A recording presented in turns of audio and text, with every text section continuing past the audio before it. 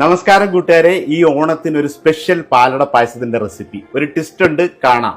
അടികട്ടിയുള്ള ഓട്ടുരുളിയിൽ 1.5 litre പാലൊഴിച്ച് പാട കെട്ടാതെ ഇളക്കണം. പാലട ഒരു തിള വരുമ്പോൾ അരിച്ച് തിളച്ച പാലിലേക്ക് ചേർത്ത് ആവശ്യത്തിന് പഞ്ചസാര ചേർത്ത് ഇളക്കണം. ഇനിയാണ് ആ ട്വിസ്റ്റ്. ഒരു പാനിൽ 40 ഗ്രാം ബട്ടറും 2 സ്പൂൺ ബ്രൗൺ ഷുഗറും അലിയിപ്പിച്ച് 3 സ്പൂൺ ഹോർലിക്സും അല്പം ചൂടുപാലും ചേർത്ത് യോജിപ്പിച്ച് പായസത്തിലേക്ക് ചേർക്കണം. 5-6 മണിക്കൂർ പാല് കുറുക്കിയാലാണ് പാലടയ്ക്ക് ഈ നിറം ലഭിക്കുക. പാലട പായസത്തിലേക്ക് കാരമലൈസ് ചെയ്ത ഹോർലിക്സ് ചേർത്താൽ ഇളം പിങ്കിഷ് ബ്രൗൺ കളറും മാൾട്ടഡ് ഫ്ലേവറും നല്ല കൺസിസ്റ്റൻസിയും ഉണ്ടാവും.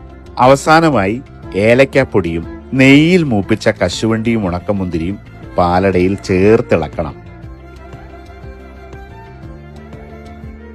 അത്യുഗ്രമാണ് ഹോർലിക്സ് പാലട പ്രഥമൻ.